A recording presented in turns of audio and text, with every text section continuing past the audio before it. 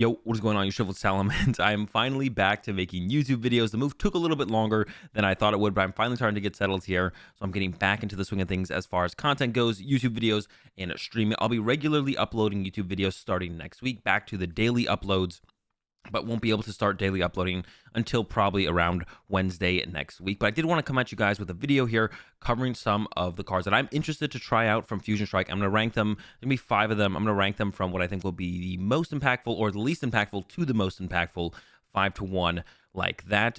Before we get into those cards, I want to give a big shout out to Full Grip Games, who I am now partnered with. So if you guys need Fusion Strike cards or codes, go check them out, fullgripgames.com and fullgripcodes.com.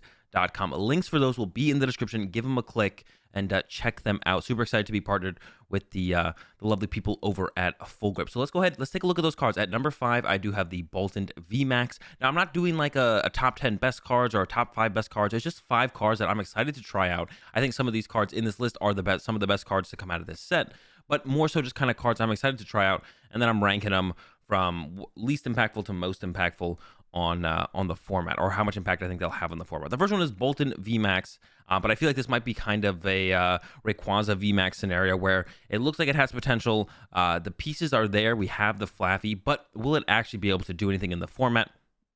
Gonna have to wait and see. I think the bigger question here is just gonna be, can Flaffy decks survive in the format? You know, Dragapult and the Rapid Strike Urshifu are a huge problem for Flaffy decks to even exist, to try and function in the meta. You know, it hurts their win percentage so much for those other two decks, for the Dragapult and the Rapid Strike Urshifu decks, to just exist and be super popular, because they're very good at picking off Flaffies and making it hard to keep that energy acceleration going game to game, turn to turn, whatever. So that really hurts Flaffy decks a lot, those decks being super popular. But if they drop off, which is definitely a high chance that the Urshifu drops off with Mew VMAX coming out, and because Mew VMAX might make dark Pokemon popular again, because Mew VMAX is weak to dark, so we could see stuff like the Gengar VMAX and even like Eternatus VMAX make a comeback.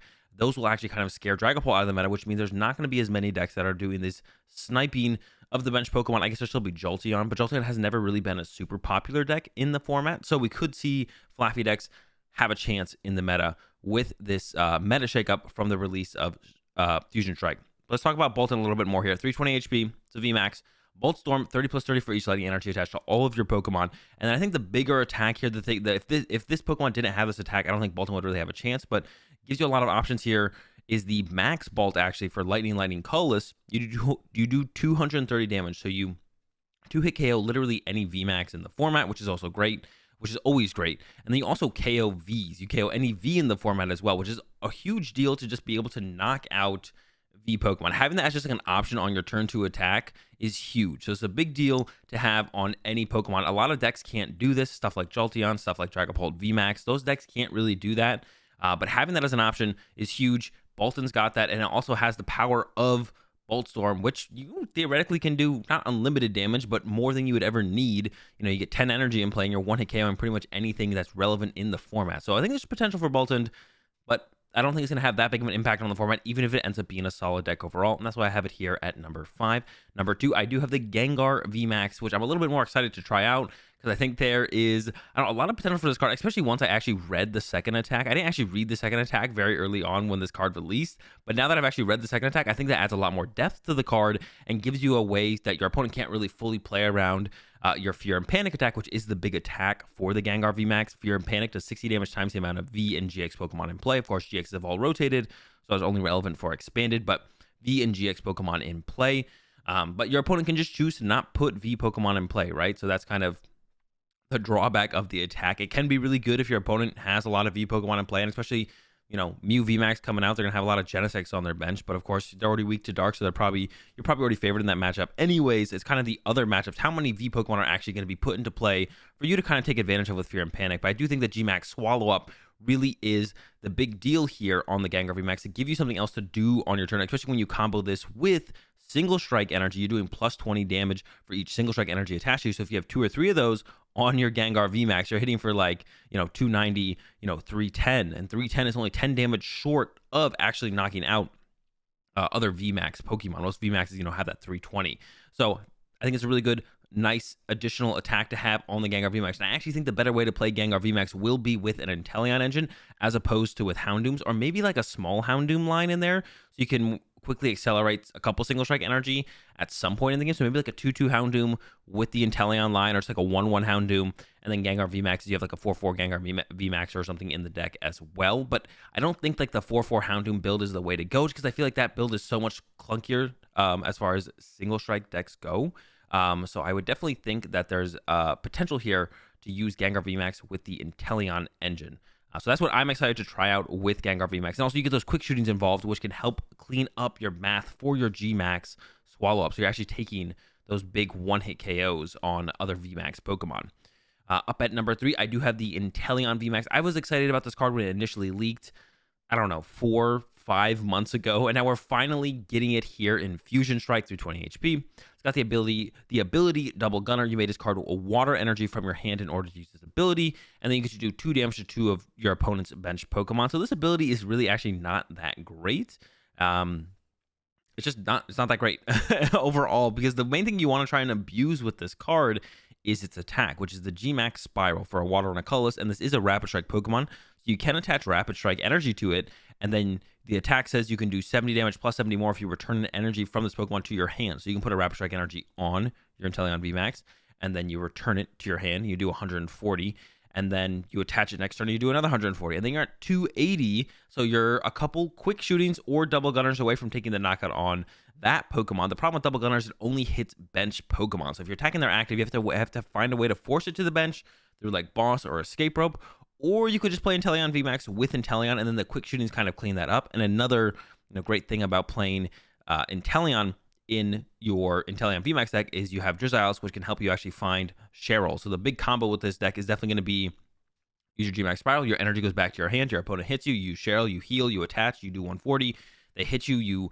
heal, you attach, you do 140, you just kind of repeat that process over and over and over until you win games. And that's going to be, I think, the way to play the Intellion VMAX is going to be Intellion VMAX with Intellion. Maybe you'll play Octillery in there as well, especially with Marnie being such a popular card. You want to be able to continuously find your Rapid Strike energies, as you play through the game, because they're going to Marnie you, your energy goes back to your hand, your opponent Marnies it back to the bottom of your deck. Sure, you probably play 3 or 4 of them, but if just to help you consistently find it, especially if you want to play Cheryl on your turn instead of something like a Research or a Marnie to go find the energy again, you're going to probably want to play an Artillery line in the deck as well. But yeah, excited to try out the Intellion. It's been a while since it was revealed, but we're finally getting it. Hopefully, it can have some impact on the format, at least maybe be a deck in the format, even if it doesn't make things shake up too much. Number 4, I have the Battle VIP Pass. When I first read this card, I was not really blown away by it. The more I've thought about it, the more I've seen how people are including it in their deck lists. I've seen a couple Japanese lists at this point as well. I'm actually I don't want to say a huge fan. I'm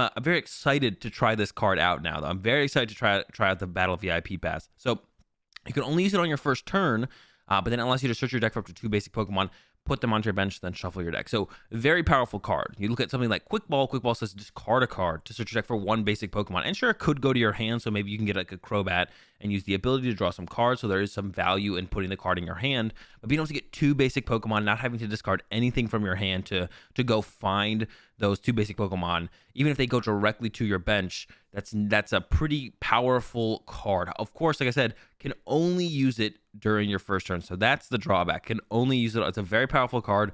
Only can use it on your first turn, though. So very limited window to actually make this thing work. So I've been seeing a lot of lists with like Peonia or even the Cramomatic card that's coming out in this set. And it's definitely going to be very good in probably the Fusion Strike engine decks when you have the Genesect in there drawing you a bunch of cards, potentially even on your first turn, helping you aggressively draw through your deck, or Battle VIP Pass finding you Genesects that then draws you cards, that then finds you another Battle VIP Pass, and like the process just kind of repeats. You get Cramomatics in there as well, get a couple of heads, find some more Battle VIP Passes, get some more Genesects, and you just keep cruising and drawing cards and playing Battle VIP Passes and like setting up all your stuff on your first turn. So this card, I think, could really change up how a couple decks are built. I don't think every deck engine is going to be built around the Battle VIP Pass, but I think the Fusion Strike decks will definitely try and take advantage of this. The Mew Genesect decks, and then maybe some other stuff will as well. We'll have to wait and see.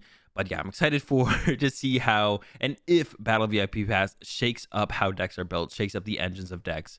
Or maybe not, maybe not. And the number 1 card I have here is, of course, the Genesect V. This is by far the best card in the set. I don't even think it's remotely close.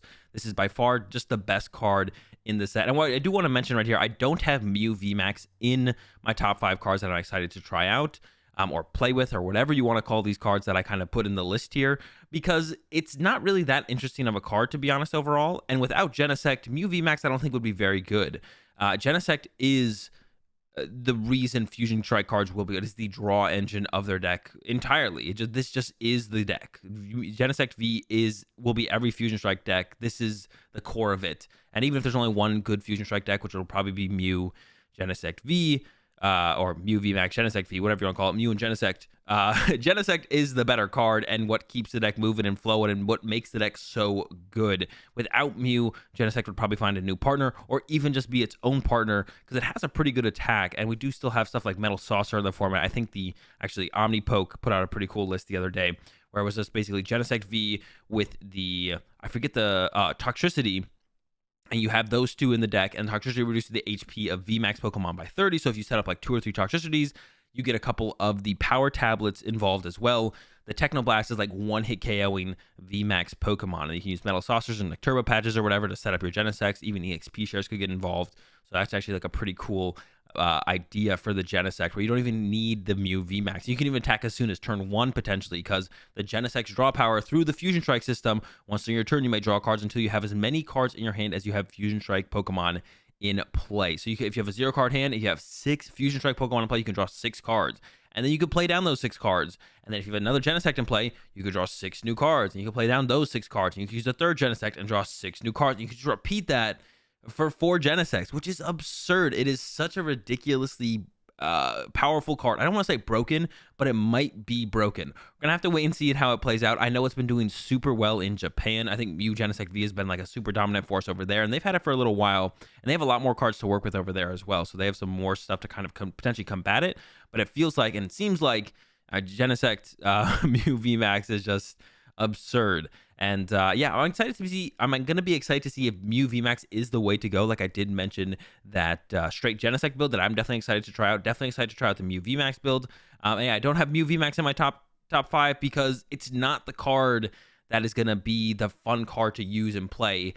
Mew is just the attack for Genesect V. Genesect V is the Fusion Strike deck.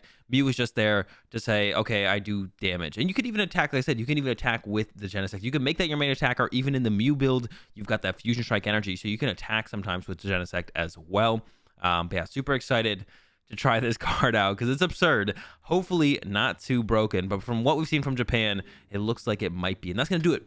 Top 5 cards that I am most excited for to see coming out of Fusion Strike and play around with, I guess is what term I want to be using here. I will be streaming tomorrow, set release, if you're watching this video when I upload it, which would be Wednesday. Set releases on Thursday, so I will be streaming on Thursday playing with the new Fusion Strike card, so make sure you go check that out check out the stream. First link in the description is twitch.tv/AzulGG. I stream every day except Tuesdays when I'm regularly streaming, which I will be starting to do again next week on Wednesday. But yeah, hope you guys enjoyed the video. Those are my thoughts on some of the cards coming out of Fusion Strike, the ones I'm most excited to try out. Genesect is going to be absurd. And yeah, won't see you tomorrow, but I'll see you soon.